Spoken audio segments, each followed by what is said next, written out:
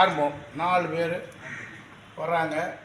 அப்பொழுது வேட்பாளருக்கு நான் சால்வை போடல, என்னைய மதிக்கலன்னு நான் ஒன்றிய செயலாளருக்கு மரியாதை கொடுத்து சால்வை போட்டேன் எங்கள் ஊரில்.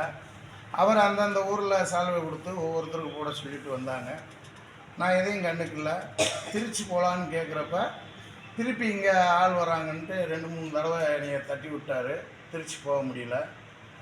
அதே போன்று ஒரு நிகழ்ச்சியில் 50 ரூபா வாங்கியிருக்கீங்க, தேர்தல் நடந்துக்கிட்டு இருக்கு, பூத் ஏஜெண்டாக இருக்கும், வெளியே வந்து வாழ்ராஜா நகர செயலாளர் அண்ணே இருந்தாங்க செலவுக்குன்னு 500 ரூபா கொடுக்குறாரு.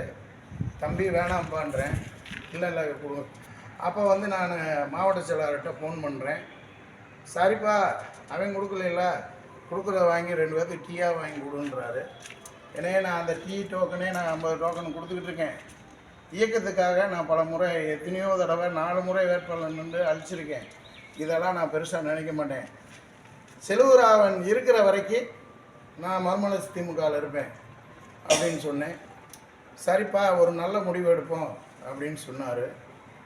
அந்த நல்ல முடிவு அது என்றைக்கு வரும்னு பார்ப்போம். அது தவறான முறையில் நான் ஃபோன் பண்ணி கேட்டதுனால தவறாக பேசினா அப்படி மாவட்டத்தையும் என்னைய அந்த தவறாக பேசினையும் பதிவு பண்ணி வச்சுருக்கேன். அதை பற்றி எனக்கு எந்த ஒரு இது இல்லை. ஒரு இயக்கத்தில் ஒரு பொறுப்புள்ள இருக்கிறவங்க வழிகாட்டாக இருக்கணும். நான் ஒன்றிய செயலாளர் இருக்கிறப்ப நான் வயசில் சின்னவன்.